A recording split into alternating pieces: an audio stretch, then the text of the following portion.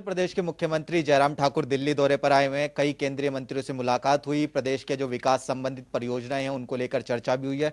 Sir, आप जानना चाहेंगे कि किन किन परियोजनाओं को लेकर आपकी चर्चा जो है केंद्रीय मंत्रियों से हुई।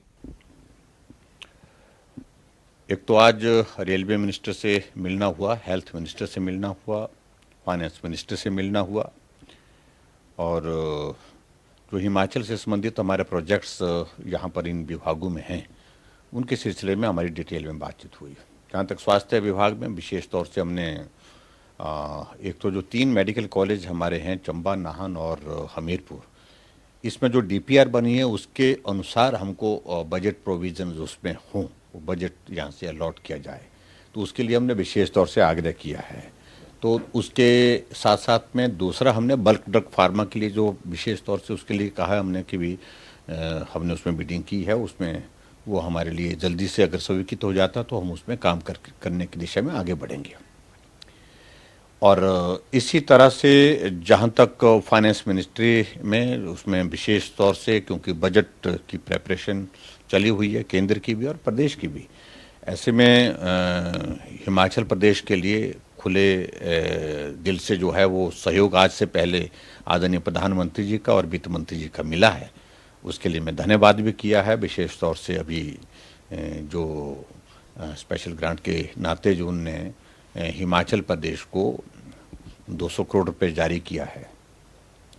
और उसके अतिरिक्त हमने ये भी कहा है कि आने वाले समय में, क्योंकि हम चुनावी वर्ष में भी प्रवेश कर चुके हैं, तो इसमें और भी मदद हमको हिमाचल में, क्योंकि वर्किंग सीजन हिमाचल प्रदेश का कम रहता है, ऐसे में और ज़्यादा मदद हो सके, उस दृष्टि से भी हमने बातचीत की है। सर, क्या जो है उम्मीदें आप बजट सत्र से लगा रहे हैं कि किस तरीके से जो है हिमाचल प्रदेश को जो है विशेष मिल सकता है। हमने देखा कि आपने मंडी जो एयरपोर्ट है उसके विस्तारीकरण को लेकर भी जो है चर्चा की। आज बिल्कुल निश्चित रूप से उस बारे में भी बातचीत की हमने।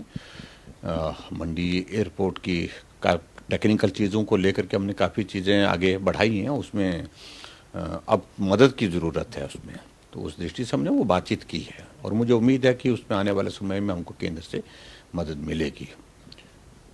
जी सर, कुछ जो आपने घोषणाएं पिछले दिनों की, जिसमें बिजली अगर फ्री करने वाली बात की बात करें तो विपक्ष उसको लेकर कहीं ना कहीं मुद्दा बना रहा है कि कह रहे हैं चुनावी वर्ष है, इस तरह की घोषणाएं जो हैं जनता को कहीं ना कहीं प्रभावित करेंगी, इस तरीके से चुनाव जो है कह रहे हैं। और उसके साथ साथ वो कह रहे हैं कि केवल 60 यूनिट ही क्यों, 100 यूनिट क्यों नहीं की गई।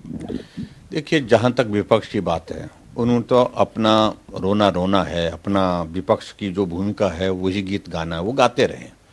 मुझे हिमाचल प्रदेश के लोगों के लिए क्या करना है, इसके लिए वो निर्धारित नहीं कर सकते हमारे लिए कि हमको क्या करना है।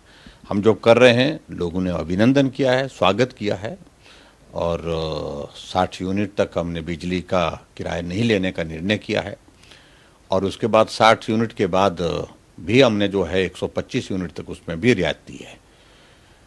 जब वो सत्ता में थे तो उस वक्त वो करते तो अच्छा लगता और वो नहीं कर पाए, हमने किया है।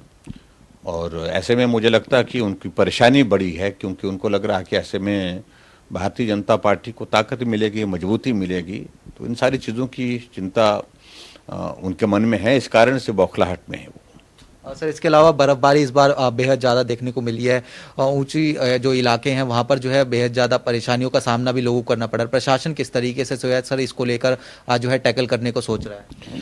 देखिए, बर्फबारी इस बार अच्छी हुई है और हमारे लिए अच्छा भी है, क्योंकि जो एप्पल बेल्ट जो है, जो हाइट पर है, उसमें जो चिलिंग आर जो उसके लिए चाहिए होते हैं, तो उसको वो अब की बार अच्छी तरह से। और दूसरी बात, गर्मी में जो बारिश, इसमें पीने के पानी का जो संकट होता है, अगर बारिश कम हो, सर्दी के मौसम में बर्फबारी कम हो, तो स्वाभाविक रूप से जो हमारे जो नेचुरल जो सोर्सेज जो होते हैं, पानी के चश्मे होते हैं, वो रिचार्ज नहीं हो पाते हैं। तो ऐसे में हिमाचल प्रदेश में अच्छी बर्फ पड़ने के कारण पर्यटक भी प्रसन्न है और उसके साथ साथ में पानी का जो संकट हमको जिसका सामना गर्मी के मौसम में करना पड़ता है, तो मुझे लगता है कि इसमें भी हमको बहुत बड़ी राहत इसके माध्यम से मिलेगी। सर, एक अंतिम प्रश्न आपको। सर, जो आपके कैबिनेट मंत्री हैं वीरेंद्र कंवर जी, वो डलहौजी का नाम बदलने को लेकर जो है लगातार आप बात कर रहे हैं, इस बारे में आपको जानकारी है तो सर किस तरीके का आप समर्थन करते हैं या फिर क्या आप सोचते हैं। देखिए, जहाँ डलहौजी के नाम को बदलने की बात एक बार नहीं अनेकों बार चली हुई है, उस सारी चीज़ को लेकर के ये सारे मामले विचाराधीन है। अभी तक इसमें कोई निर्णय या कोई बात कहने की आवश्यकता महसूस नहीं होती है। चलिए सर, बहुत बहुत शुक्रिया। तो ये थे हिमाचल प्रदेश के मुख्यमंत्री जयराम ठाकुर, जो जनता टीवी से खास बातचीत कर रहे थे। कैमरामैन चंचल गुप्ता के साथ स्पर्श शर्मा, जनता टीवी, दिल्ली।